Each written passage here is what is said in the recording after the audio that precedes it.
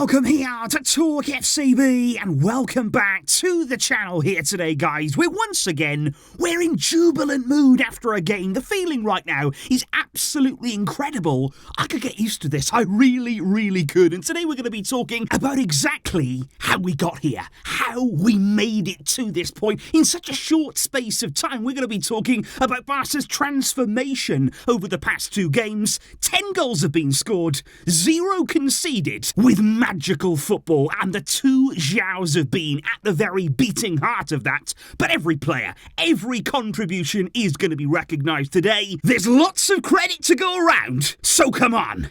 And let's do this. Because with that said, guys, I do want to start here by talking actually about the defensive side of the team first. Because obviously our attacking play, the incredible goals that we've been scoring, they're going to get the headlines, they're going to get all of the attention. And I understand that. But I also think we do have to remember here to give big credit to our defence as well. Because they've not only secured back-to-back clean sheets in these last two games, but I think it's also been the way that we've done that. Because these have been complete shutouts. There was only one shot allowed on target there from Antwerp last night. There was only 2 allowed from Real Betis on Saturday. And of course we are going to have tougher tests. I'm fully aware of that. But I just love the feeling right now in our backline. The assurance they have, the confidence that we seem to defend with. You look at Jules Koundé. I think at centre-back right now, he looks so at home. He looks so confident. I think he loves being able to regularly play now in his position. And every single game, he's only gaining more and more confidence and more prominence in this team. And he's alongside Andreas Christensen, who just never seems to put a foot wrong. He never seems to have a bad game. He is consistency personified. And I think he's really important too, of course, in the way that we play out of the back, the way that he moves forward through the field. You saw that on the weekend against Real Betis. The assist that he played, the Joao dummy to Robert Lewandowski. Christensen is fantastic. And then there's Balde, who is completely and utterly right now dominating that left-hand side. Joao moving inside allows him freedom on that left, but the two of them still combine. And great news this morning now that Balde has officially renewed his contract at the club until 2028. And the good news right now, it just keeps on coming. And I think we have to mention Marc-Andre ter Stegen too, because of those 3 shots and only 3 shots that we've allowed on target in the past 2 games, he's had to make big saves. 3 big saves there at big times. And I think it's actually even more difficult when you're a goalkeeper and you've got nothing to do, all the way throughout the game, you haven't really been tested, and then all of a sudden you're thrown into action. You've got to be very focused, very determined, and that is exactly what we need from ter Stegen. I don't want to be seeing us relying on him heavily, but when we do need him, when there is a shot, when there is an opportunity, he has to stand tall, and that is what he's doing right now. Which brings us then on to Joao Cancelo, because on paper, yeah, he's a defender, he's in that defensive line, but I just think it's staggering right now the way that he, from right back, has changed our whole setup. The whole outlook of the team, for me, looks different with Cancelo. Because I think the fact alone, like we've said there, that he's given us the licence to play Koundé regularly at centre-back, and Koundé can look over now and see the way that Cancelo is performing, and I'm sure he feels great. I'm sure he looks at Cancelo and thinks, okay, I'm not going to be forced to play out there anymore, am I? He has got that well and truly covered, but I think it's even more than that too, because it's the positions that Cancelo is taking up. I think the versatility is absolutely outrageous. The way that 1 minute he is shredding the opposition left back, he's sitting him down, he's going inside, going outside, down the wing, and the next minute he's in midfield playing Rabona passes. That is Cancelo in a nutshell. He can literally do it all, and anywhere on the field he has the confidence to step into a position and just thrive in it. The way that when he does come inside here and effectively joins midfield, he looks perfectly at home. He knows exactly what he's doing, and this is why, guys, you look at it here, we do not need to sacrifice a forward to gain an extra midfielder. We don't need that now. We've already got an extra man in midfield. It's Joao Cancelo. He is a player right now who is providing solutions for 2, for 3 positions in one, and he has changed everything. Because with Cancelo providing that extra support inside, being able to step into midfield when required, just look at what that means here for İlkay Gündoğan, because he was then allowed to be the most advanced midfielder last night. That allowed him to link up with Robert Lewandowski, with Joao Felix, and that is where you want Gündoğan to be there, right in a dangerous area, having Frenkie behind him, Xavi off to the left putting the work in, Cancelo then supporting and tucking in to the right. That gives Gündoğan all the licence to to roam forward, to get into good positions, and to link up the play in front of the opposition's box. And of course, Frankie de Jong, guys, what can we say about him? He was incredible yet again, and all season long, he's been outstanding. He is one of the best midfielders in the world right now. That's not even a debate, because it's not even as though he's been so consistent that he's putting in constant 8 out of 10 performances. You know, he's never dipping below that level. It's more than that. These are 9 out of 10s. These are 10 out of 10s that de Jong is putting in, week out right now. And Xavi as well. He continues to impress in that midfield. He was excellent last night, took his goal really well there. Fantastic finish in front of goal with his so-called weaker foot. And I love his passion. I love his desire on the field. We all do.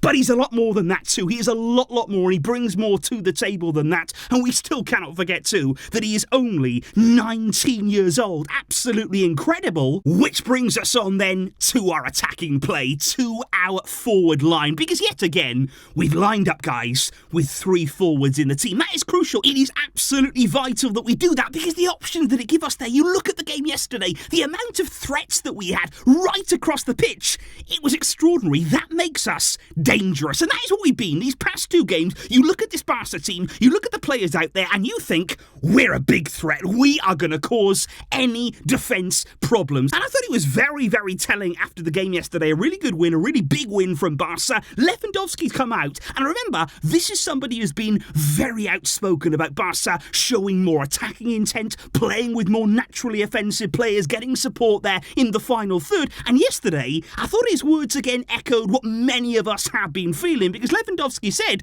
you see, when we play in our attacking style, we score a lot of goals. He said, I am happy and I am proud of the team. We created chances, we scored 5 goals. This means that we have everything under control. And I think it was almost a case there of Lewandowski saying, look, we can do it. I've been telling you, we have the quality, we have the ability to go forward and do this, but it's about having those attacking players out there. And I thought it was interesting, because it wasn't only him that alluded to that attacking quality. Kunde even came out after the game. He said, we want to go far this year. We want more. He said last year, we scored the first goal and we struggled then to score the second. He said, but now we want to score a lot of goals. And I think that's the feeling right now. We want to put games beyond doubt. We want to go above and beyond and continue to be relentless in front of goal. And I thought it was fascinating then to hear Lewandowski again talking about the influence of Joao Felix, the way that he's affected this team, because he said Joao Felix thinks like an offensive player. He's got that mindset about him. He said he plays the ball forward, he creates space with or without the ball, and he said he's always looking to get forward, and that means I have to be ready. He said our understanding between each other,